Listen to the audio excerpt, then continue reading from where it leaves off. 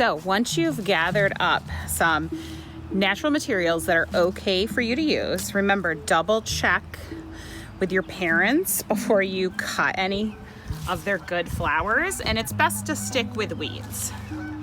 So the first thing you're gonna wanna do is pick something to be at the center of your mandala. Okay, so I've picked this purple flower, and let's see, move it a little more towards the center. Okay, now I want to create kind of like pie pieces. Let's see, I can move it a little bit over here.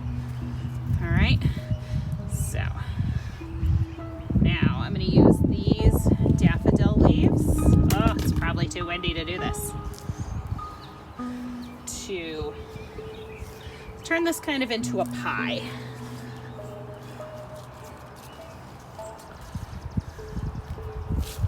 Okay, so horizontal, vertical, and then diagonal in between those.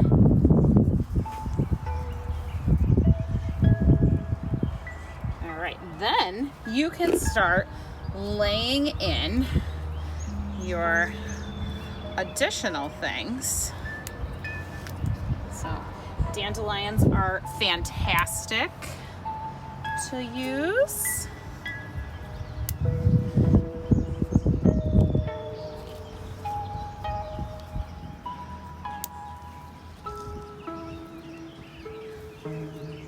So I'm just going to try and place one of each thing in each one of these pie slices that I kind of created, coming out from the center.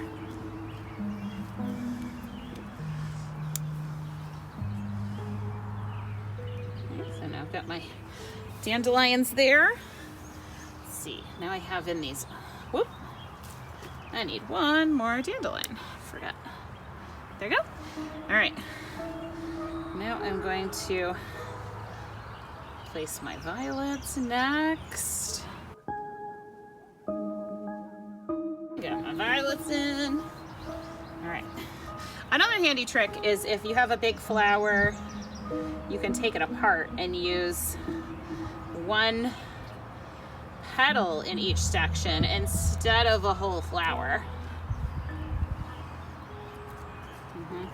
And flowers that are dying are great, and they still got color, and they don't have much life left.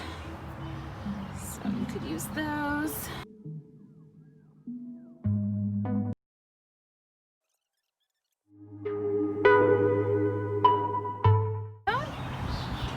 So trying to place stuff in the same spot.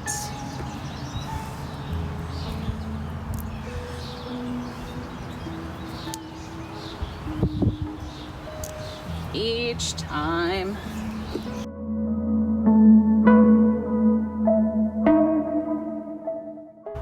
So this is called radial symmetry, when it's the same and you can fold it in half both directions.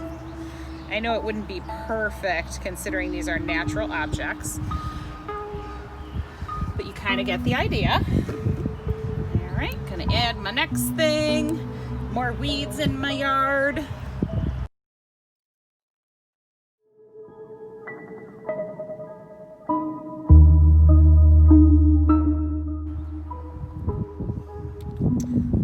It's gonna move a bunch. So try and find a not so windy day to make your nature mandala. And you won't have to keep rearranging stuff.